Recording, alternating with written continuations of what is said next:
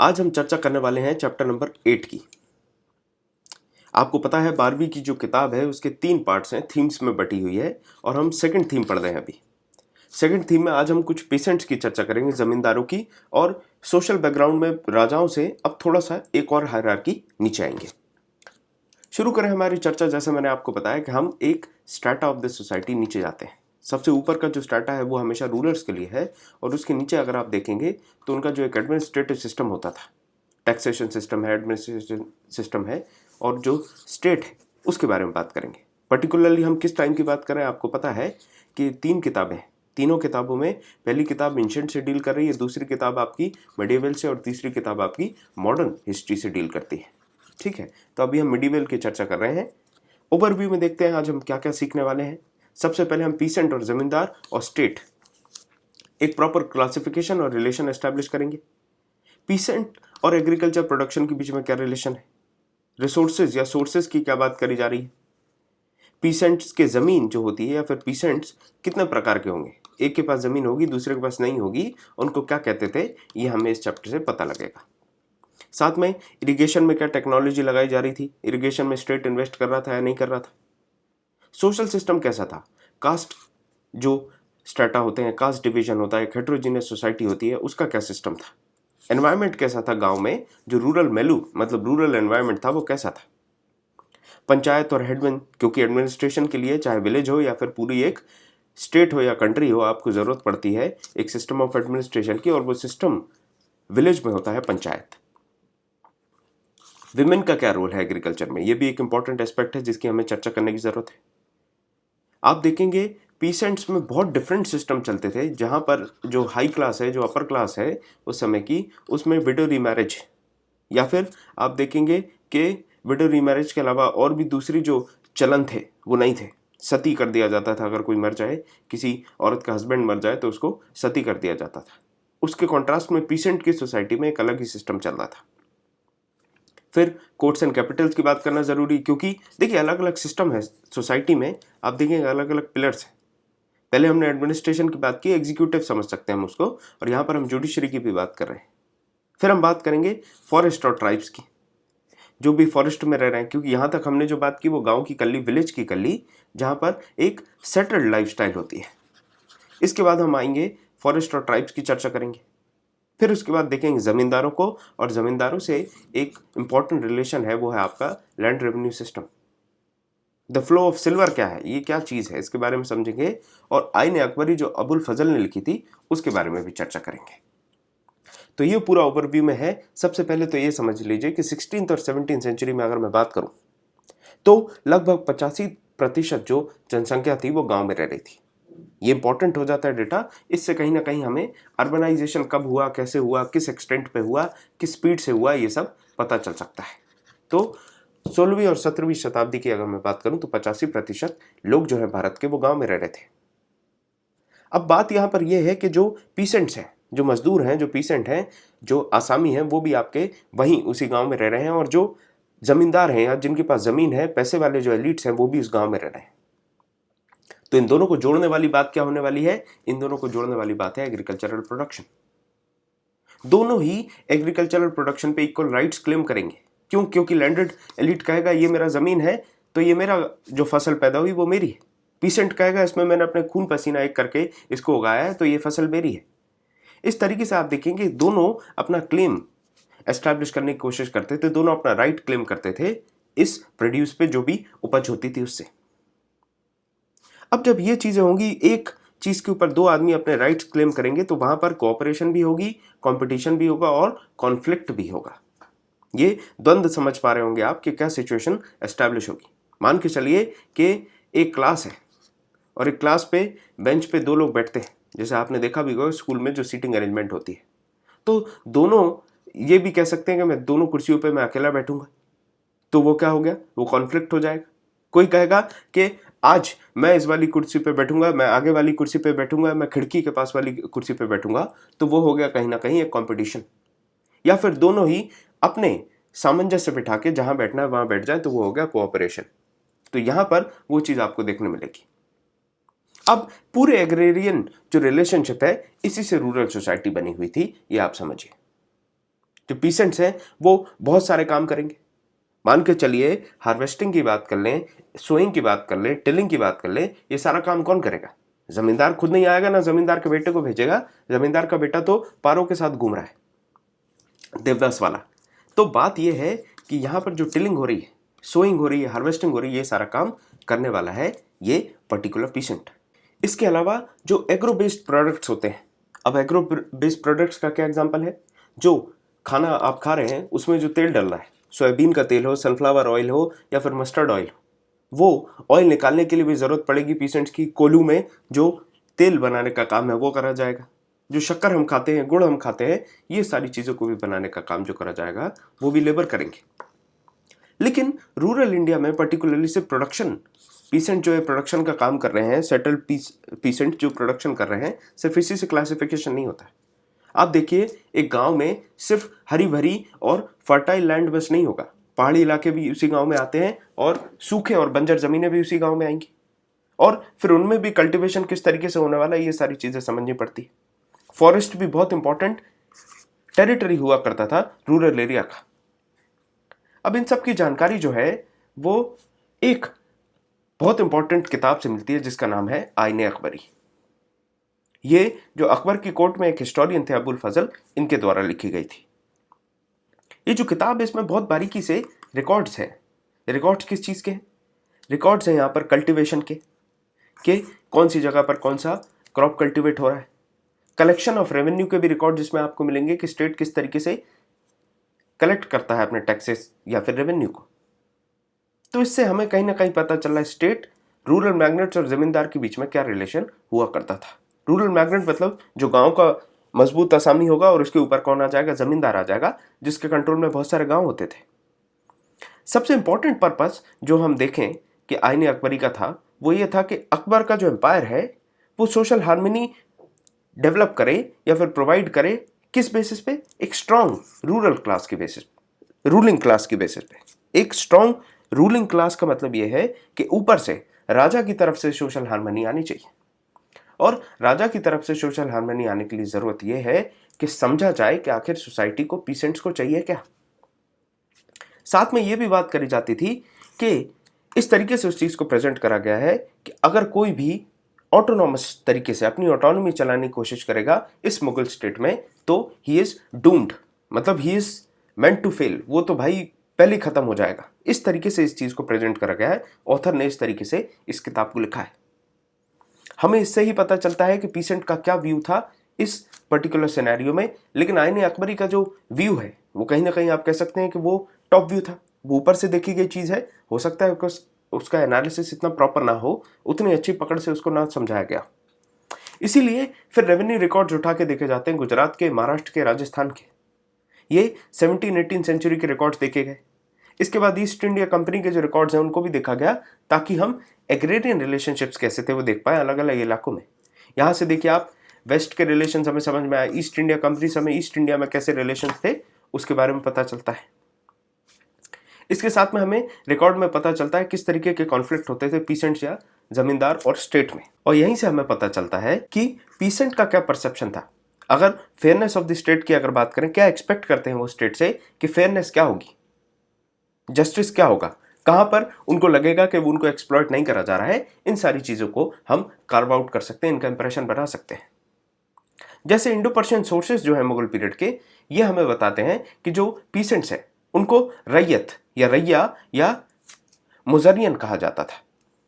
इसके अलावा और भी जगहों पर शब्द जैसे किसान और असामी यूज होते थे। दो प्रकार के पीसेंट्स के बारे में बात करी गई है 17वीं सेंचुरी में। एक को खुद खश्ता या फिर पहिखश्त कहते थे। तो खुद खश्त और पहिखश्त, ये दो शब्द हैं जिनको आपको समझने की जरूरत है। पहला वो है जिसके पास खुद की जमीन है, खुद कष्ट मतलब खुद की जमीन है, और पहिकष्ट मतलब वो नॉन रेसिडेंशियल है, वो घूमता फिरता रहता है, एक गांव से दूसरे गांव में जाएगा जब उसको काम मिल जाएगा। तो कॉन्ट्रैक्ट बेसिस पे काम करने वाले आदमी को आप पीसेंट को पहिकष्ट कहते हैं, और खुदकष्ट जिसकी खुद की जमीन है उस गांव में और वो अपनी जमीन पे कल्टीवेशन कर रहा है। अब ये जो पहिकष्ट है इसके साथ क्या प्रॉब्लम है? हो सकता है इसके गांव में कोई इश्यूज हो, टैक्सेशन बहुत ज़्यादा हो, फेवरेबल कंडीशंस ना हो, इसकी खुद की ज़मीन ना हो, या फिर इकोनॉमिक डिस्ट्रेस हो, किसी भी तरीके का बाढ़ आ जाए, सूखा पड़ जाए, उस सब की वजह से ये बंदा जो है वो शिफ्ट होके दूसरे विलेजेस में जाके अपनी सर्विसेज प्रोवाइड करेगा। नॉर्थ इंडिया में अगर देखा जाए तो अगर बैल का एक जोड़ा और दो हल है अगर, तो मतलब ये समझिए वो बहुत धनवान है, क्योंकि इतना तो होता ही नहीं था किसी पीसेंट के पास। और इसके अलग अलग स्टैंडर्ड्स भी हैं, जैसे गुजरात में 6 एकड़ लैंड है अगर किसी के पास, 6 एकड़ जमीन है, मतलब वो बड़ा पैसे वाला है, एफ्लुएंट है। बंगाल में दूसरी तरफ देखें तो 5 एकड़ है, मतलब वो अपर लिमिट बन जाएगी। एवरेज पीसेंट की जो अपर लिमिट है वो 5 एकड़ है, और यहाँ पर गुजरात में 6 एकड़ में एफ्लुएंट हो जाते हैं। और 10 एकड़, बंगाल में 10 एकड़ अगर है तो आप एक अमीर आसामी हो जाते हो। मतलब एक तरीके से अच्छे पैसे वाले एफ्लुएंट होने के लिए बंगाल में 10 एकड़ की जरूरत है, वहीं गुजरात में 6 एकड़ में यह काम हो जाएगा। यहाँ पर इंडिविजुअल ओनरशिप का भी डेवलपमेंट हो जाता है, मतलब खुद खुद की ज़मीनें डेवलप हो जा रही हैं। पीसेंट्स को क्या करा जाएगा, जो पीसेंट की ज़मीनें हैं उनको भी बेचा और खरीदा नॉर्मल तरीके से जाता था, जैसे दूसरी प्रॉपर्टीज बेची खरीदी जाती थी। और ये जो ज़मीनें हैं इनको क्या करेंगे, मिट्टी उठा देंगे, मेड़ बना देंगे, या फिर ईंटों का यूज़ करेंगे, या फिर ये जो कटीले तार होते हैं या कटीले पेड़ पौधे होते हैं उन सबको उगा देते हैं अपनी जो भी बाउंड्री होगी ज़मीन की उस पर। इससे क्या होता था कि जो हजारों छोटी छोटी फील्ड्स हैं, जो एरियाज है, ट्रैक्ट ऑफ लैंड है, उनको काउंट करना आसान हो जाता था। ये जो पही खश्त है, मतलब लेबर की अवेलेबिलिटी है, जहां पे जमीन होगी वहां ये काम करने पहुंच जाएंगे, नंबर 1। दूसरी चीज आप देखिए, दूसरा फैक्टर क्या है कि जमीन बहुत अवेलेबल है। तीसरा फैक्टर क्या है कि जो पीसेंट्स है, जैसे मैंने आपको बताया है कि लेबर तो है, लेकिन इसके साथ क्या है, लेबर की मूवमेंट भी है। तो एक तो मूवमेंट हो गया, एक तो लैंड हो गया, ऊपर से एक पीसेंट हो गया। ये 3 चीज़ें जब मिल जाती है ना, तो इससे सिचुएशन क्या बनती है, एक्सपेंशन की। और यहाँ पर आप देखेंगे नई नई ज़मीनों को अंडर कल्टिवेशन लिया जा रहा है, फॉरेस्ट क्लियर करेंगे आप, नई नई ज़मीनें जो है वहाँ एग्रीकल्चर होगा, लेबर वहाँ पहुँच जाएगी, अपनी मूवमेंट करेगी, वहाँ रहने लगेगी, और जो भी अपना खेती बाड़ी का काम है वो शुरू कर देगी। बेसिक जो स्टेपल क्रॉप्स है, मतलब जो रोज़मर्रा में खाए जा रहे थे उनकी बात करें अगर, तो राइस, व्हीट और वही दाल चावल और रोटी खाई जा रही है, और उन्हीं का कल्टीवेशन होगा। सबसे ज़्यादा आप देखेंगे मोस्ट फ्रीक्वेंटली उन्हीं का कल्टीवेशन होगा। रेनफॉल पे जैसे कि आज हम डिपेंड करते हैं, उस समय भी डिपेंड करते थे। मतलब बड़ी ताज्जुब की बात है कि इन 400-500 सालों में कुछ नहीं बदला। रेनफॉल पे जो डिपेंडेंस आज है हमारी, वही रेन फेड डिपेंडेंस वहाँ पर भी थी। बस क्लासिफिकेशन यहाँ पर इतना है कि जहाँ पर रेनफॉल ज़्यादा है वहाँ पर राइस प्रोडक्शन होगा, और फिर कंपैरेटिवली जैसे जैसे आप रेनफॉल को डिसेंड करते जाएंगे उस हिसाब से फिर वो स्टेपल क्रॉप्स के कल्टीवेशन को, जैसे आप देखें तो वीट का कल्टीवेशन राइस के कल्टीवेशन से कम पानी की जगह में होगा। तो इस तरीके से पूरा एक क्लासिफिकेशन डेवलप कर लिया गया था। इरिगेशन में स्टेट का भी सपोर्ट मिलता था, जैसे कि नए कनाल वगैरह बनाने हैं, क्योंकि ये सारे कामों में बहुत पैसा लगता है, और ये अकेला आदमी तो कर नहीं सकता कि अपने खेत के लिए अलग से एक कनाल बना ले। पंजाब में जैसे आप देखेंगे तो शाहजहां राइन के समय में बहुत सारे नाले वगैरह बनाए गए थे, जैसे शाह नहर करके जगह है, और नहर नाले इस तरीके से जो स्टेट है वो बनवा देती थी। लेबर इंटेंसिव है एग्रीकल्चर, उसके बावजूद भी कुछ टेक्नोलॉजी छोटी मोटी यहाँ वहाँ यूज़ करते थे, जैसे कि आपको यहाँ मैं ये दिखा देता हूँ। क्या होता था, ये जो जानवर है इसको हाँका जाता था, जब ये घूमेगा तो पंपिंग इफेक्ट होगा, और ये जो बाल्टियाँ हैं ये पानी भर के कुएं से ऊपर ले आती थी। तो इस तरीके का सिस्टम भी एम्प्लॉय किया जाता था, जानवरों का यूज़ किया जाता था। तो मतलब माइनर टेक्नोलॉजी का यूज़ करा जा रहा है। वुडन प्लॉ का यूज़ करा जाएगा, और उसकी जो टिप होगी, प्लॉ की जो टिप होती है, जो हल है आपका, हल की जो टिप है ये मेटल की है। तो ये सिनेरियो हुआ करता था, हल की जो टिप है वो मेटल की होती थी। इससे भी बहुत फ़ायदे मिल रहे हैं। फ़ायदे कैसे मिल रहे हैं कि ज़्यादा गहरा नहीं, अगर वो मिट्टी को खोदेगा तो मिट्टी के अंदर का जो मॉइस्चर है वो इंटैक्ट रहने वाला है। अगर गर्म मौसम है, गर्म महीने जो होते हैं गर्मी के, उसमें अगर ज़्यादा डीप फरोइंग हो जाएगी, नीचे की बहुत ज़्यादा नीचे की मिट्टी को ऊपर पलटा दिया जाएगा तो पूरा मॉइस्चर निकल जाएगा। इसके साथ में आप देखें तो ऑक्सीजन का यूज़ करा जाएगा। साथ में प्लांट करना, अगर सीड्स वगैरह डालनी है तो उसके लिए भी आप यूज़ करते थे, इस तरीके की जो ड्रिलिंग मेथड्स होते हैं उनका यूज़ करा जाता था। इवन दो तब भी ब्रॉडकास्टिंग, जो आपने देखा होगा जग घूमे हमें, वो अनुष्का शर्मा ऐसे फेंक रही ना, उस तरीके से ब्रॉडकास्टिंग भी हुआ करती थी सीड्स की। वीडिंग करना, होइंग करना, खरपतवार वगैरह निकालने का काम जो है उसके लिए भी आयरन ब्लेड पतली सी यूज़ करी जाती थी। मतलब एक बेसिक लेवल की काफ़ी ज़्यादा प्रिलिमिनरी या प्रिमिटिव टेक्नोलॉजी का भी यूज़ करा जा रहा है। बात करें जर्दे की, टोबैको। ये टोबैको जो है वो डेक्कन से शुरू हुआ था डेवलपमेंट होना, और अकबर के समय पे जो नोबल्स वगैरह थे उनको इसके बारे में पता चलता है, तब तक ये हुक्का और चिल्लम बड़ा ट्रेंड में आ गया था। एक समय आया कि जहांगीर चाह रहे थे कि इसको बैन करा दो, क्योंकि बहुत चिंतित हो गए थे इस चीज़ के कंजम्पशन से, लेकिन तब तक बहुत देर हो गई थी। वो तो जो हो रहा था वो चलता ही जा रहा था, और एक समय आया कि अच्छा खासा section of the society tobacco को कंज्यूम कर रहा है, ग्रो कर रहा है, कल्टीवेशन हो रहा है और व्यापार हो रहा है। तो जब इतनी सारी चीज़ें होने लगी, जैसे आज सिगरेट के साथ ये प्रॉब्लम है, कंजम्पशन भी हो रहा है, प्रोडक्शन भी हो रहा है, तो इन सारी चीज़ों की वजह से इसको रिप्लेस करना बहुत दिक्कत वाला था। तब जहांगीर के लिए भी था और आज हमारे लिए भी है। एग्रीकल्चर को, जैसे मैंने आपको बताया कि स्टेपल क्रॉप्स के बेसिस पे, रेनफॉल के बेसिस पे क्लासिफाई कर दिया जाता था कि कहाँ पे कौन सा क्रॉप उगाना है। उसी तरीके से खरीफ और रबी का भी फंडा आ जाता है। रबी मतलब यहाँ पर ठंड के समय में हम अगर सही मायने में देखें तो सोइंग सीजन जो होगा वो थोड़ा सा हमारा विंटर सीजन के पास में होगा। यहाँ पर सोइंग सीजन जो होता है वो समर सीजन के पास में होता है। तो ये खरीफ और रबी का डिफरेंस हो गया। अच्छी ज़मीन होगी तो 2 फसल निकाल लेंगे, और बहुत अच्छी ज़मीन होगी तो 3 फसल भी निकाल ली जाती थी। इस तरीके से सिनेरियो था। जैसे आगरा की बात करी जाती तो आगरा में 39 types of crop, variety of crop उगाए जाते थे। दिल्ली में 43 और बंगाल में तो सिर्फ 50 प्रकार के चावल उगाए जाते थे। तो इस तरीके के सिनेरियो थे। अलग अलग जो भी एम्पायर थी उसके सेक्शंस में डेवलपमेंट थे। लेकिन जरूरी नहीं है कि सिर्फ स्टेपल क्रॉप्स पे ही फोकस करा जा रहा है। यहां पर आप देखेंगे तो कमर्शियल क्रॉप्स पे भी फोकस करा जा रहा है, जिनको जिनसे कामिल कहते हैं, परफेक्ट क्रॉप्स कहते हैं जिसको, मतलब अगर पर्शियन का हम हिंदी अंग्रेजी में मतलब देखें तो जिनसे कामिल जो हैं ये बेसिकली कमर्शियल क्रॉप्स होते हैं जिनका कल्टीवेशन हुआ जाता है रेवेन्यू के लिए। जैसे कॉटन हो गया, शुगर केन हो गया, इनको इनके परफेक्शन के हिसाब से इनके ऊपर रेवेन्यू वगैरह जनरेट होता था। तो इंपॉर्टेंट ये है कि कमर्शियल क्रॉप्स भी उगाए जा रहे हैं। इसके अलावा अगर आप देखें तो कॉटन का जो ग्रोथ है वो कहाँ हो रहा है, आज भी आप देखेंगे तो मराठवाड़ा का इलाका है, डेक्कन प्लेटो का जो इलाका है वहाँ पे होता है। इवन तो क्लाइमेटिक कंडीशन सही है लेकिन पानी की बहुत दिक्कत है, लेकिन उसके बावजूद वो चीज़ें हो रही हैं। बंगाल में आप देखिए बहुत महत्वपूर्ण था, शुगर का जो डेवलपमेंट है वो बंगाल में हो रहा था। इसके अलावा और भी फसल उगाई जाती थी, जैसे कि ऑयल सीड्स उगाई जा रही हैं, सोयाबीन हो गया, मस्टर्ड हो गया, ये सारे उगाए जाएंगे। और दालें वगैरह जो होती हैं, अरहर की दाल, मसूर की दाल, वो सब भी, लेंटिल्स भी उगाए जाते थे। एग्रीकल्चर प्रोस्पेरिटी तो हो रही थी, लेकिन उसके साथ में आप देखें तो पॉपुलेशन का ग्रोथ काफ़ी कम था। इन कंपैरिजन ऐसा कहा जाता है कि सिर्फ 50 मिलियन पीपल 1600 से 1800 के बीच में ऐड हुए थे, मतलब 33% इंक्रीमेंट हुआ था पॉपुलेशन में इन 200 सालों में।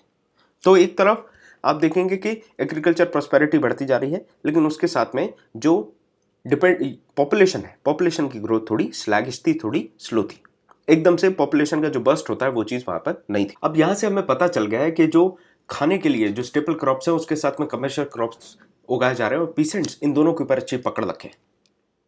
17वीं सेंचुरी के आसपास आप देखेंगे नए क्रॉप्स आ रहे हैं दुनिया के अलग अलग क्षेत्रों से। पुर्तगाली आ रहे हैं, अरब आ रहे हैं, तो इसके साथ में नए क्रॉप्स भी आते हैं, एंट्री लेते हैं।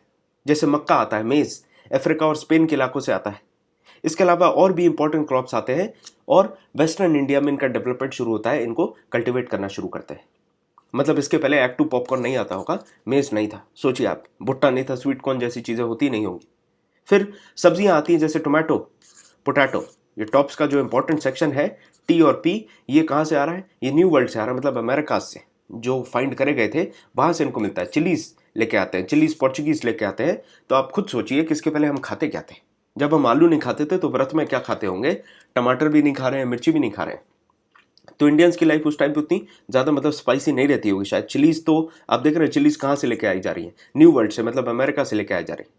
पाइनएप्पल और पपाया जैसे फ्रूट जो आज आप सोचते हैं, कह रहे पपाया, पाइनएप्पल, लेकिन वो चीज़ भी आपको उस समय नहीं मिल रही थी। उस समय लेके आया गया था बाहर से, और फिर उसके बाद इंडिया में उसका कल्टीवेशन चालू हुआ। एग्रीकल्चर में एक बात तो आपको समझ में आ रही होगी यहाँ तक कि ये इंटेंसिव पार्टिसिपेशन वाले काम है। यहाँ पर एक आदमी का काम नहीं है कि इतनी बड़ी ज़मीन पे पूरा काम कर ले। यहाँ पर ग्रुप ऑफ पीपल अपना अपना काम करते थे। एक तरफ एक उनकी ज़मीन है जिसपे उनकी इंडिविजुअल ओनरशिप है, और दूसरी तरफ आप देखेंगे तो विलेज में उनका एक पर्टिकुलर रोल है। तो एक कलेक्टिव विलेज कम्युनिटी में भी ये एक इंपॉर्टेंट कॉग या फिर एक व्हील के तौर पे है। जैसे एक बहुत बड़ी मशीन में गियर्स होते हैं अलग अलग, एक गियर दूसरे गियर को ड्राइव करता है, उसी तरीके से विलेज कम्युनिटी में भी ये एक इंपॉर्टेंट रोल प्ले करते हैं। जो 3 इंपॉर्टेंट कॉन्स्टिट्यूएंट कम्युनिटीज होती थी, जैसे कल्टीवेटर्स हो गए, दूसरा पंचायत हो गई, और तीसरा जो है वो विलेज के जो हेडमैन है वो हो गए। ये 3 इंपॉर्टेंट सेक्शंस हैं जो मिलकर एक कम्युनिटी डेवलप करते थे। हेडमैन को मुकद्दम या मंडल भी कहेंगे। यहां पर कास्ट का जो फंडा है वो हमेशा से चला आ रहा था, और यहां पर कास्ट डिस्टिंक्शन जो है उसकी वजह से विलेज के अंदर ही एक हेट्रोजीनियस ग्रुप बना था। मतलब अलग अलग जो कास्ट हैं वो अलग अलग कास्ट के लोग रहेंगे और उन सबके साथ मिलके एक पूरा विलेज तैयार हो रहा है। जैसे सबसे ज्यादा जो संख्या रहने वाली वो रहने वाली आपकी मजदूरों की, मिनियल लेबर्स जो एग्रीकल्चर में काम करते हैं उनकी। अबंडेंस तो थी कल्टिवेबल लैंड की, कि मतलब जमीन बहुत है, लेकिन दिक्कत यह है कि इनको कास्ट ग्रुप्स के साथ जो स्टिग्मा अटैच थी, या फिर इनको काम दिया जाएगा, मिनियल जॉब्स दिए जाएंगे, इनको खुद की जमीन नहीं दी जाएगी कल्टीवेशन करने के लिए, जिसकी वजह से हमेशा पॉवर्टी रिडन थे, ये हमेशा कर्ज में दबे रहते थे, गरीबी से ये जूझते रहते थे। ये सिनेरियो बिल्कुल वैसा है जैसे मॉडर्न इंडिया में दलित्स का। तो वो चीज़ वहां पर उनको गांव में देखने मिलती थी। जैसे दलित्स के साथ प्रॉब्लम ये थी कि वो डेवलप नहीं कर पा रहे थे, वो अपनी पॉवर्टी से बाहर नहीं आ पा रहे थे। सेम सिनेरियो इन गांव में आपको देखने मिलेगा। और इसी तरीके के जो डिस्ट्रिक्शन है वो डिस्टिंक्शन दूसरी कम्युनिटीज़ में भी चलते थे। यहाँ पर आप देखिए ये जो 19th सेंचुरी है इसकी पेंटिंग है, जिसमें पंजाब के गांव को दिखाने का प्रयास करा जा रहा है। ये सारे देखेंगे गाय भैंस औरतें बैठी हैं और तमाम जो एग्रीकल्चर एक्टिविटीज़ हो रही हैं वो सब। मुस्लिम कम्युनिटीज़ में आप देखें जो स्कैवेंजिंग का काम करते हैं। स्कैवेंजिंग का मतलब आपको पता होगा, जैसे जब जानवर मर जाता है तो उसकी खाल उधेड़ना है, खाल उसको जानवर को डिस्पोज करना है, ये सारे जो काम है उनको हलाल खुरान कहते थे। इनको रखा भी जाएगा तो जो गांव है, गांव की बाउंड्री से दूर इनका रेसिडेंस बनाया जाएगा। इसके अलावा मलाहजादा भी कहा जाता था, मतलब जो बोटमैन है, जो नाव वाले लोग हैं, जो नाव चलाते हैं, उन सबको मलाहजादा कहा जाता था बिहार में। और इनको स्लेव्स के कंपैरिजन में देखा जाता था, बिल्कुल जैसे गुलाम होते थे उस तरीके से इनका ट्रीटमेंट होता था और इनको सोसाइटी में देखा जाता था। कास्ट और पॉवर्टी का आज भी डायरेक्ट कोरिलेशन है बहुत सारे एस्पेक्ट्स में। अगर देखें उस समय भी कास्ट और पॉवर्टी का बहुत ही ज़्यादा क्लियर रिलेशन एस्टैब्लिश था, क्योंकि जो लोअर कास्ट के थे उनको नहीं देखा जाता था कि ये डेवलप हो सकते हैं, इनको डेवलप करने दिया जाए। तो ये कोरिलेशन जो है ये आपको बहुत क्लियरली देखने मिलेगा। लेकिन ये कोरिलेशन जो है सिर्फ आपको लोअर लेवल पे देखने मिल रहा है विलेज में। अगर आप इंटरमीडिएट लेवल पे जाएंगे ना तो आपको ये कोरिलेशन देखने नहीं मिलेगा। अब वो कैसे? जैसे एक मैनुअल है 17th सेंचुरी की, उसमें बताया जाता है मारवाड़ के बारे में। यहाँ पर जो राजपूत पीसेंट्स होते हैं ये जाट्स के साथ स्पेस शेयर करते हैं, और धीरे जाट्स जो कि एक लोअर कास्ट कहलाते हैं, लोअर जो कास्ट हायरार्की उसमें लोअर स्टेटस में आते हैं। उसके बाद भी राजपूत पीसेंट्स के साथ में ये धीरे धीरे तो इनसे इनका स्टेटस बढ़ जाता है। गौरव जो है ये कल्टिवेट करते हैं वृंदावन के आसपास उत्तर प्रदेश में, और इनको भी राजपूत के तौर पर देखा जाने लगता है 17th सेंचुरी में। इसके अलावा अहीर, गुजर, मालीस, ये सब भी धीरे धीरे हायरार्की में ऊपर आते हैं, कास्ट हायरार्की में ऊपर आ रहे हैं। क्यों? क्योंकि इनका जो व्यापार है, कैटल रेयरिंग करना और ये जो हॉर्टिकल्चर है, पेड़ पौधे वगैरह का जो काम है, इन सब से इनको आमद होने लगती है, प्रॉफिटेबल हो जाता है, जिसकी वजह से कास्ट में बढ़ जाते हैं, कास्ट हायरार्की में ऊपर आ जाते हैं। तो पूरी कहानी जो है वो इकोनॉमिक्स की है। ईस्टर्न रीजन में आप देखें तो पेस्टोरल फिशिंग कास्ट जो है, जैसे सदगोप्स और केवरत्स, इनका भी स्टेटस आप देखेंगे तो ये पीसेंट स्टेटस डेवलप कर लेते हैं। वहाँ एक तरफ बोटमैन जो है उसको स्लेव्स के तरीके से ट्रीट करा जा रहा है, लेकिन यहाँ पर जो पेस्टोरल और फिशरमैन हैं ईस्टर्न रीजन के, ये धीरे धीरे अपने आप को पीसेंट के स्टेटस तक ले आते हैं। तो स्टेटस में भी चेंज आ रहा है। पंचायत की बात करें तो पंचायत क्या है? पंचायत एल्डर्स की असेंबली है, जो भी बड़े बूढ़े हैं वो सब मिलके गाँव में फैसले लेंगे, और ये प्रॉपर्टी वाइज, मतलब मान के चलिए किसी आदमी की जो प्रॉपर्टी है उसकी जो प्रॉपर्टी राइट्स हायरार्की से चल रहे हैं उसी तरीके से पूरा सिस्टम चलता था। पंचायत में सारी कास्ट जो मिक्स्ड कास्ट होंगी, हेट्रोजीनियस एक बॉडी होगी पंचायत, और ओलिगार्की मतलब जो गांव के अमीर लोग होंगे, धनवान लोग होंगे, वही पंचायत को जनरली रिप्रेजेंट करते थे। अब इसमें एक इंपॉर्टेंट बात यह है कि जो भी विलेज में मिनियल जॉब्स कर रहे हैं, एग्रीकल्चर वर्क वगैरह कर रहे हैं, उनका रिप्रेजेंटेशन तो होने नहीं वाला। जो भी ऑपरेस्ड हैं, जो गांव से बाहर रखे जा रहे हैं, उनका कहाँ से पंचायत में रिप्रेजेंटेशन होगा? इसकी वजह से उनका ऑपरेशन भी हो जाता है। इसीलिए कहा जाता है कि रिप्रेजेंटेशन होना बहुत ज़रूरी है हर सेक्शन ऑफ द सोसाइटी का। जो भी डिसीजंस पंचायत के द्वारा बनाए जाते थे, लिए जाते थे, तो उनको वो बाइंडिंग होते थे और सारे मेंबर्स को उनको मानना पड़ता था। पंचायत के जो हेडमैन है, जैसे मैंने आपको बताया, वो मुकद्दम या मंडल कहलाएंगे। और यहाँ पर जो भी हेडमैन्स या मुकद्दम चूज करे जाते थे वो कॉन्सेंसस से होते थे। जो विलेज एल्डर्स हैं वो सब मिलके कॉन्सेंसस से चूज करते थे और उसको रेटिफाई करने का काम जमींदार का था। तो इस तरीके से पूरा सिनेरियो चलता था। ये जो हेडमैन या मंडल या मुकद्दम है, ये तब तक ऑफिस का जो पावर है उसको एंजॉय करेगा, तब जब तक विलेज एल्डर्स का कॉन्फिडेंस होगा। और जैसे ही ये कुछ गड़बड़ करता था तो विलेज एल्डर्स इसको रिमूव भी कर सकते हैं।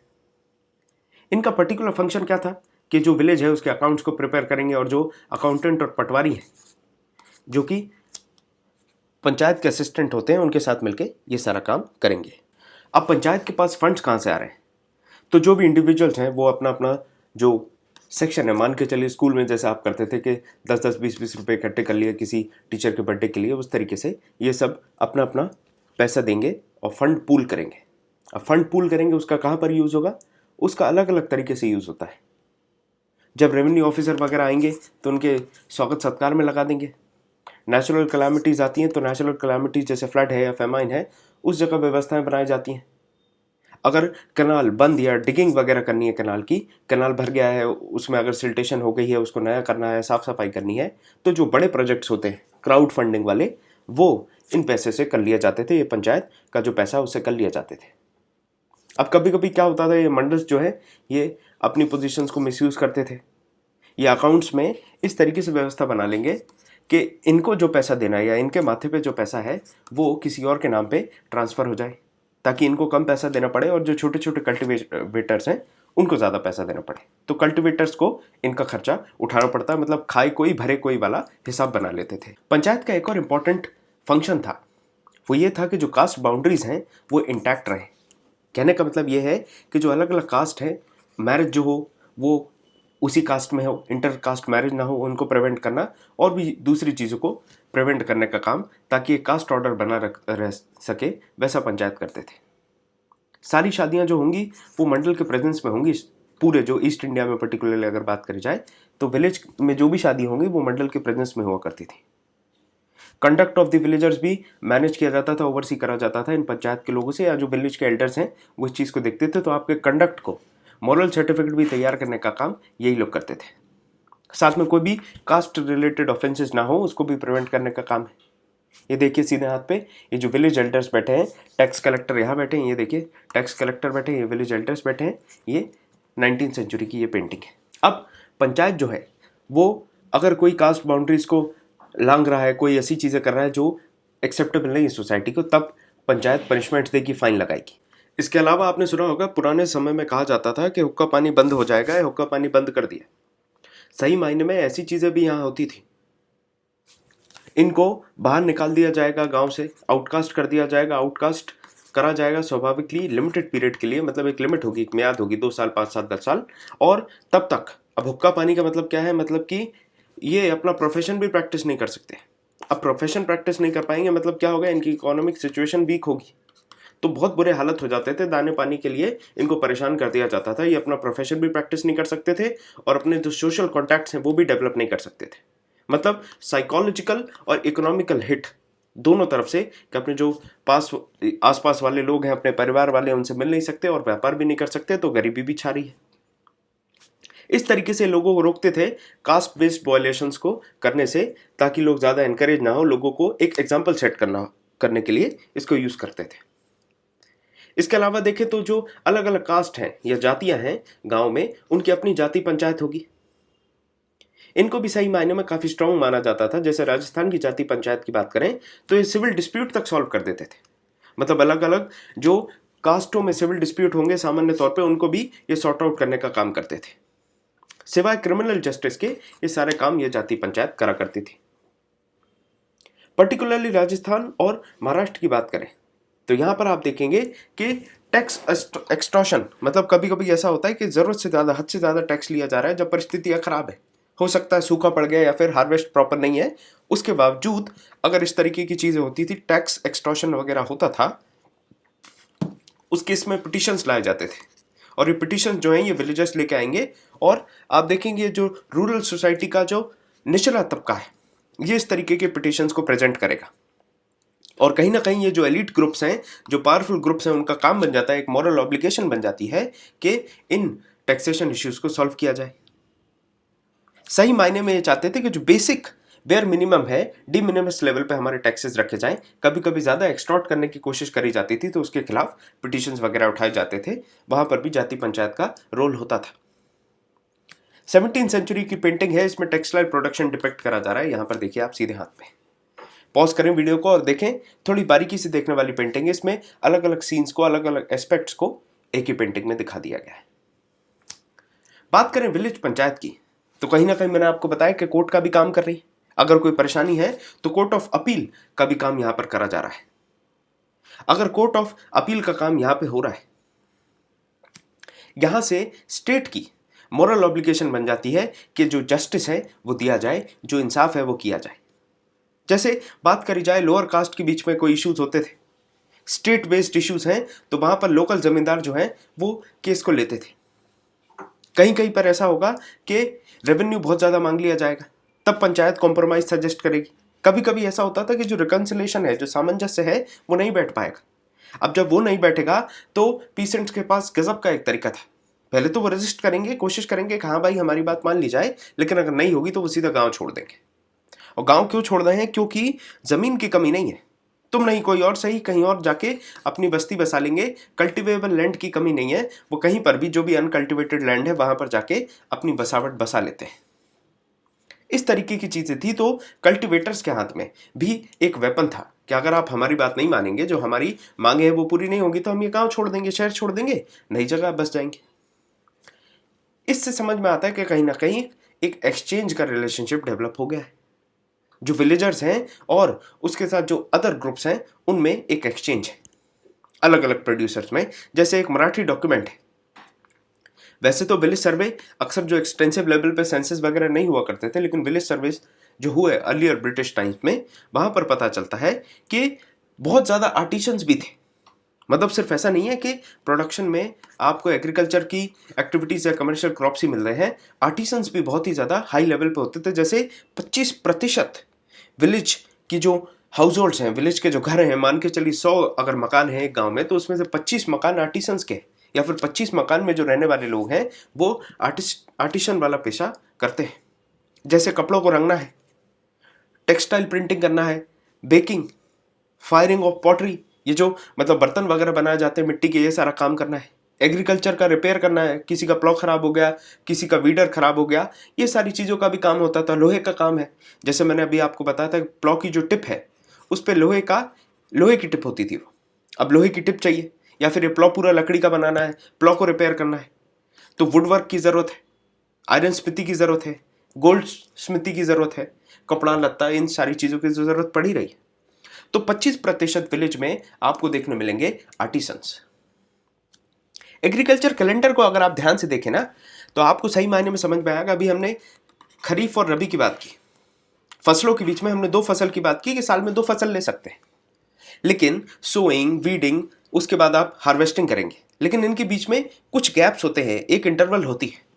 उस इंटरवल में ये लोग क्या करने वाले हैं? ये जो पीसेंट्स हैं उस इंटरवल में ये पॉटरी करेंगे, ये मिट्टी के बर्तन बनाएंगे, ये लोहे का काम करेंगे, लकड़ी का काम करेंगे, हजामी का काम करेंगे, बाल काटना है, दाढ़ी बनाना है, इस तरीके की चीजें करेंगे, सोने के आभूषण बनाएंगे, ज्वेलरी बनाएंगे, ये तमाम चीजें होती थी। तो ये स्पेशलाइज सर्विसेज भी दी जाती थी। और ये स्पेशलाइज सर्विसेज के लिए क्या होगा, ये जो विलेज है, विलेज इनको कंपनसेट करता था। अब विलेज कंपनसेट करने के बहुत सारे तरीके हैं, कैश काइंड, बहुत सारे तरीके होते हैं। यहां पर बात करी जाती कि उनको एक अनकल्टिवेटेड, एक कल्टिवेबल तो है लेकिन उसको कल्टीवेट नहीं किया जा रहा है, ऐसा वेस्टलैंड दे दिया जाता था। पंचायत इसको डिसाइड कर देती थी कि ये आप लोगों के लिए। समझ में आ गई बात कि यहां पर दे दिया जाएगा एक पीस ऑफ लैंड, तो वो कहीं ना कहीं एक कंपनसेशन हो जाता है। महाराष्ट्र में मिरास या वतन करके दे दिया जाता था, एक हेरिडिटरी होल्डिंग दे दी जाती थी। 18 सेंचुरी की बात करें तो जमीन, उसके रिकॉर्ड्स हैं 18 सेंचुरी के। वहां पर जमींदार जो हैं बंगाल के, वो ब्लैक स्मिथ या कारपेंटर को या गोल्ड स्मिथ को खाना देते थे या खाने का पैसा दे देते थे। तो डाइटरी अलाउंसेस जो है, खाने के डाइट मनी दे देते थे। आपको डेली 2 बार खाना है, 2 बार के आपको पैसे दे दिए जाएंगे।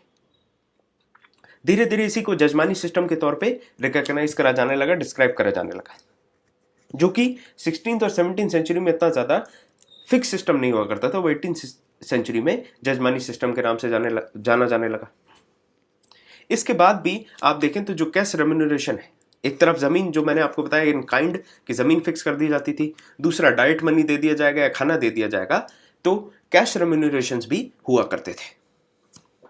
ब्रिटिश ऑफिशियल्स 19th सेंचुरी के विलेजेस को लिटिल रिपब्लिक के तौर पे देखते थे। वो कहते थे ये अपने आप में एक सरकार चल रही है, एक डेमोक्रेटिक सरकार चल रही है। लेकिन सही मायने में अगर हम थोड़ा सा और जूम इन करके देखें तो पूरी जो रूरल सोसाइटी है वो एगैलिटेरियन नहीं है। एगैलिटेरियन का मतलब होता है कि सबको बराबरी से ट्रीट नहीं करा जा रहा है। जो ओलिगार्क्स हैं वो ज़्यादा पावरफुल है, जो अपर कास्ट के लोग हैं वो ज़्यादा पावरफुल है, और जो लोअर कास्ट है उनकी तो रिप्रेजेंटेशन भी नहीं है, वो पॉवर्टी रिडन है। तो कंट्रास्ट तो था, लेकिन विलेजर्स को की जो ये सिचुएशन है वो ब्रिटिशर्स नहीं समझ पा रहे थे। इंडिविजुअल ओनरशिप की अगर बात करें तो उसमें भी बहुत ज़्यादा वेरिएशंस थे। कुछ पेशेंट्स ऐसे थे जिनके पास खुद की ज़मीन नहीं थी।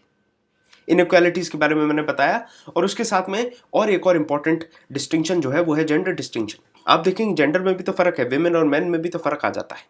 और उस चीज़ को, ये जो फर्क आ रहा था कि ज़मीन एक के पास लैंड होल्डिंग है, एक के पास पूरा पावर है, कंट्रोल है, वो चीज़ दूसरे के पास नहीं है। तो लिटिल रिपब्लिक कहना अगर दोनों तरफ से देखें तो कहीं ना कहीं सही नहीं होगा। इसके साथ में अगर देखें कि विलेज में जो जस्टिस डिस्पेंसेशन सिस्टम होता है, जो इंसाफ मिलेगा, खैर ये तो विलेज की बात नहीं है, पूरी दुनिया की बात है, जहां पर पावरफुल ग्रुप्स होते हैं तो वो अपने इंटरेस्ट के हिसाब से मिल जाते हैं, और जो वीक सेक्शंस होते हैं उनका ऑपरेशन होता है, और जस्टिस डिस्पेंसेशन जो होता है वो उतना ज़्यादा प्रॉपर नहीं होता, उसमें प्रेजुडिस और बायस देखने मिलता है। तो वो चीज़ यहाँ पर भी देखने मिलती है। इसके साथ में एक और चीज़ एस्टैब्लिश होती है, वो है कैश का एक नेक्सस, एक कनेक्शन, एक वेब। विलेज और टाउन जो है वो कनेक्ट हो गए थे, और जो कैश है उसका ट्रांजैक्शन हो रहा है। ट्रेड में बहुत इंपॉर्टेंट रोल प्ले कर रहे थे विलेजेस और टाउन्स। जैसे मुगल हार्टलैंड जो है, जहां पर मुगल इंपॉर्टेंट सिटीज हुआ करती थी, वहां पर भी कैश में रेवेन्यू कलेक्ट करा जाता था। कैलकुलेशन जो रेवेन्यू की होती थी उस हिसाब से। आर्टिसन जो एक्सपोर्ट मार्केट के लिए चीजें तैयार करते थे, उनको भी आप देखेंगे तो उनके जो वेजेस हैं वो कैश में दिए जाते थे।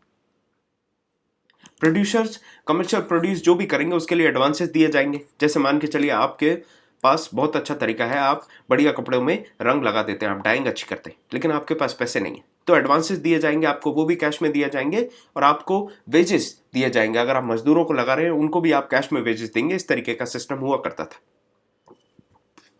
17th सेंचुरी की बात है, एक फ्रेंच ट्रैवलर जीन बैप्टिस्ट टवर्नर ये देखते हैं कि इंडिया के जो विलेज हैं वो बहुत छोटे हैं। सही मायने में देखने के लिए मनी ट्रांजैक्शन करने के लिए श्रॉफ की जरूरत पड़ती होगी। अब श्रॉफ क्या है? एक तरीके से बैंकर है जो काम करता है पैसे ट्रांजैक्शन वगैरह करने का। यहाँ इस पर्टिकुलर पिक्चर में हमें श्रॉफ के बारे में समझ में आना चाहिए। जैसे आपकी जो गेहूं है, अनाज है, उसके लिए आपको कैश देगा, और कैश से आप अपना रेवेन्यू वगैरह पे कर सकते हैं। इन सब चीजों के बारे में बताया जाता है। एक तरफ जहां पर मैन का काम था प्लॉइंग का, तो जो सीड सोइंग का काम है, वीडिंग का काम है, खरपतवार निकालने का काम है, जो हार्वेस्ट के बाद थ्रेशिंग होती है, और थ्रेशिंग के बाद जो विनोइंग करी जाती है, ये सारी चीज़ें हमने 6वीं क्लास की साइंस की किताब में पढ़ी है कि थ्रेशिंग और विनोइंग क्या होती है। ये सारी चीज़ें विमेन के द्वारा करी जाती थी। तो इससे हमें एग्रीकल्चर में या एग्रेरियन सोसाइटी में विमेन का क्या रोल था ये पता चलता है। धीरे धीरे जो विलेजेस हैं, न्यूक्लिएटेड विलेजेस मतलब छोटे छोटे विलेजेस डेवलप हो रहे हैं, जहां पर इंडिविजुअल पीसेंट्स अपने अपने फार्म्स को डेवलप कर रहे हैं। तो यहां पर वर्किंग हैंड्स कम होने की वजह से विमेन्स भी कहीं ना कहीं पार्टिसिपेट करना शुरू करती हैं। जो भी हाउस होल्ड का रिसोर्स है उसको पूरी तरीके से यूज करा जाएगा। इससे सीधा सीधा हमें यह समझ में आ रहा है कि यहां पर जो दुनिया का जेंडर सेग्रीगेशन चल रहा था मर्द और औरत का, वो यहां पर नहीं चल पाएगा। यहां पर दोनों अपने अपने काम कर रहे थे, लेकिन इसके बावजूद भी आप देखेंगे कुछ बायोलॉजिकल फंक्शंस की वजह से बायस चला आ रहा है। जैसे मेंस्ट्रुएटिंग विमेन जो होती है, ठीक है, तो उनको क्या करा जाएगा, उनको आप बंगाल की अगर मैं बात करूं तो जहां पर पान के पत्ते उगते वहां नहीं जाना दिया जाएगा। वेस्ट में अगर बात करें तो जो पॉटर व्हील चलाते हैं बर्तन बनाने के लिए, वो नहीं यूज करने दिया जाएगा, या फिर जो हल होता है, प्लॉ कहते हैं जिसको, उसको टच नहीं करने दिया जाएगा। तो इस तरीके के जो बायस था, जो स्टिग्मा थी, वो तो थी। आर्टिसनल टास्क हैं, जैसे स्पिनिंग करना है, जो यार्न बनाते हैं, धागा खींचने का काम है। फिर उसके बाद नेडिंग है, शिफ्टिंग है, ये सब जो कपड़े के लिए होते हैं, या फिर ये जो मिट्टी के लिए क्ले की निडिंग होती है, जैसे हम आटे को निड करते हैं उसी तरीके से क्ले को निड करना है पॉटरी वगैरह के लिए, ये सारा काम औरतें कर रही हैं। एम्ब्रॉयडरी बनाने का काम जो है वो भी औरतें कर रही हैं।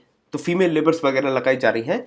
इससे समझ में आ रहा है कि जो कमर्शियल प्रोडक्ट्स थे उसमें भी विमेन का पार्टिसिपेशन बढ़ता जा रहा है, विमेन लेबर जो है वो पार्टिसिपेट करती जा रही है। कहीं पर आप देखेंगे वो अपने घर से काम कर रही है, कहीं फील्ड पे काम कर रही हैं, और कहीं तो जो एम्प्लॉयर है उनके घर जाके भी काम करना पड़ रहा है, या फिर ज़रूरत पड़े तो मार्केट में भी जाके माल बेचने जाना पड़ रहा है लेडीज़ को। तो विमेन जो है, ये देखिए स्पिनिंग थ्रेड पे, चरखे पे, इस तरीके से वो यान जो धागा खींचने का काम है वो कर रही है। एक तरफ आपको समझ में आ गया आपके जो एग्रेरियन सोसाइटी है उसमें विमेन एक इंपॉर्टेंट रिसोर्स हो जाती हैं। रिसोर्स ही कही है यहाँ पर, अब ह्यूमन वाला एस्पेक्ट तो आ ही नहीं रहा है, यहाँ पर देखा जा रहा है फायदे के तौर पे, क्योंकि सोसाइटी डिपेंड करती लेबर पे, और लेबर प्रोड्यूस होता है जब औरत बच्चे देखे। चाइल्ड बेरर के तौर पे भी विमेन को देखा जाता है, इसीलिए उसको रिसोर्स के तरीके से देखा जाता है। दूसरी तरफ आप देखेंगे तो मोर्टेलिटी बहुत थी, जब जन्म देते समय बच्चे को माल न्यूट्रिशन की वजह से, फ्रीक्वेंट जो प्रेगनेंसीज हैं उसकी वजह से, या फिर चाइल्ड बर्थ में जो इश्यूज होते हैं उससे डेथ हो जाने की वजह से विमेन की शॉर्टेज थी, मतलब वाइफ्स की शॉर्टेज थी। अब बीवियों की कमी है, लेकिन इसके साथ में आपको देखने मिलेगा कि ज़रूरत तो है, बीवियों की कमी है, लेकिन काम तो करवाना है उनसे। उस परिस्थिति में यहाँ पर अलग अलग सिस्टम्स आते हैं। हाई क्लास में, जहाँ पर हायर सोसाइटीज़ में, एलीट ग्रुप्स में डाउरी ली जाती थी, यहाँ पर आप देखेंगे कि ब्राइड प्राइस पे करा जा रहा है, मतलब इनवर्स सिस्टम है, यहाँ पर ये दुल्हन के लिए पैसे देंगे। दूसरी तरफ जहाँ पर जो एलीट सोसाइटीज, वहाँ पर रीमैरिज को सही नहीं माना जाता था, उसके खिलाफ प्रोटेस्ट होता था, यहाँ पर उसको लेजिटिमेट माना जाता था। जो पीसेंट्स हैं, जो आपकी एग्रेरियन सोसाइटी है, उसमें डाइवोर्स और विडो रीमैरिज को सही माना जाता था। क्यों? क्योंकि उनको एज ए रिसोर्स ट्रीट किया जाता था। अब यहाँ तक हमें एक बात समझ में आ गई कि विमेन बहुत इंपॉर्टेंट रिसोर्स है, चाहे आप बात करें एग्रेरियन सोसाइटी में या फिर आप बात करें एज चाइल्ड बेरर। इस वजह से ये जो रिसोर्स है इसको हमें संभालने की जरूरत है, इस पर हम कंट्रोल नहीं खो सकते, इस तरीके की सोच थी उस समय। जो हाउस होल्ड है उसके हेड, स्वाभाविक सी बात है, एक मेल मेंबर होगा। सोशल नॉर्म्स के हिसाब से male member head of the house hold हो जाता है। विमेन को स्ट्रिक्ट कंट्रोल में रखा जाता था, जो भी मेंबर ऑफ फैमिली है या कम्युनिटी को उस तरीके से डिजाइन कर दिया गया था। अगर गलती से इनफिडेलिटी मतलब अडल्ट्री अगर होती है, या फिर वो कहीं से भी किसी भी तौर पे अगर आप देखेंगे कोई इस तरीके का क्राइम कमिट करते थे, तो उसके लिए बहुत ज़्यादा हार्श पनिशमेंट्स दिए जाते थे, ड्रैकोनियन पनिशमेंट दिए जाते थे विमेन को। राजस्थान, गुजरात और महाराष्ट्र में पिटिशंस हैं, जहां पर विलेज पंचायत में औरतें जस्टिस के लिए जाती हैं। वाइफ प्रोटेस्ट करती है कि हम बेवफाई नहीं कर रहे हैं, लेकिन हमारे हस्बैंड जो हैं वो हमें निगलेक्ट कर रहे हैं, वो कहीं और घूम रहे हैं। ठीक है, उनका कहीं एक्सटर्नल अफेयर है। यहां पर जो निगलेक्ट है वाइफ और चिल्ड्रन का, इसको हाईलाइट करा जाता था। जो head of the house hold है, जो गृहस्थी है, वो उनको इग्नोर कर रहे हैं, वो कहीं और जाके रहने लगे या किसी और के साथ मूव इन कर लिया, इस तरीके की चीजें होती थी। इस केस में क्या होगा, जनरली जो मैन की इनफिडिलिटी है, जो हस्बैंड अगर इनफिडिलिटी करेगा तो उसको उतना हार्श पनिशमेंट नहीं दिया जाता था, उसको बस ये कह दिया जाएगा कि हाँ, जो विमेन है और जो चिल्ड्रन है उसका आपको मेंटेनेंस देना है। लेकिन दूसरे तौर पे अगर आप देखेंगे तो वही चीज अगर विमेन करे तो उसके ऊपर काफी ड्रैकोनियन पनिशमेंट्स लाद दिए जाते थे। इसके साथ एक और बात देखें तो ये जो विमेन्स पिटिशन देती थी, इसमें विमेन का नाम नहीं लिखा जाता था। लिखा जाएगा फला की माँ, फला की बहन, फला की बीवी, इस तरीके से शब्द यूज करे जाएंगे। और फला जहां पे एक मेल हेड होगा जो हाउस होल्ड का, जैसे मान के चलिए रामू है किसी हाउस होल्ड के हेड का नाम, और रामू की बीवी आके उसकी शिकायत करती है, तो लिखा जाएगा रामू की बीवी ने उसकी शिकायत की। ये नहीं लिखा जाएगा कि रामवती ने या फिर लक्ष्मणवती ने, कुछ ऐसा नहीं लिखा जाएगा, रामू की बीवी ने आके उसकी शिकायत की, इस तरीके से लिखा जाता था। एक और बात यहां पर यह है कि जो विमेन है उनको हेरिडिटरी राइट्स, मतलब जो प्रॉपर्टी इनहेरिटेंस है, वो करने दी जाती थी। पंजाब में बहुत सी ऐसी विमेन है जो कि विडो है, लेकिन वो एक्टिवली पार्टिसिपेशन कर रही हैं लैंड मार्केट में जमीन खरीदने बेचने का। क्यों? क्योंकि विमेन राइट्स थे वहां पे कि आप जमीन खरीद सकते हैं, जमीन को आप स्वामित्व हो सकता है आपका। हिंदू मुस्लिम में भी आप देखें जमींदारी में, यहां पर भी जमीन को बंधक रखा जा रहा है, मॉर्गेजिंग करी जा रही है जमीन की, और सेलिंग और बाइंग भी हो रही है। ये 18th सेंचुरी बंगाल की बात है। आप देखिए राजशाही जो जमींदार हैं 18th सेंचुरी में बहुत पॉपुलर थे, इनमें भी जो मेन कंट्रोल था लैंड का वो विमेन के हाथ में था। अब इसके बात आए कि जो कंस्ट्रक्शन वगैरह हो रहा है उसमें किस तरीके से रोल है। यहाँ पर आप देखें ये जो महिला है ये पत्थर फोड़ रही है। पत्थर फोड़ रही है किस चीज़ के लिए? फतेहपुर सीकरी के कंस्ट्रक्शन के लिए। तो कंस्ट्रक्शन में भी कहीं ना कहीं रोल बहुत इंपॉर्टेंट था विमेन का।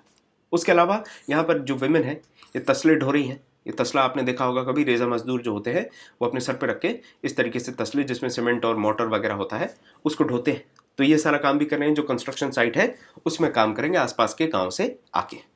तो मेन और वुमेन दोनों का पार्टिसिपेशन आपको देखने मिलेगा लोअर स्ट्रेटा में, कंस्ट्रक्शन में। तो यहां पर हमारा पहला पार्ट जो डिस्कशन का है वो खत्म होता है। मिलते हैं आपसे दूसरे पार्ट में, जिसमें हम बात करेंगे आपसे फॉरेस्ट और ट्राइब्स का, और इसके साथ आगे की चर्चा चालू करेंगे।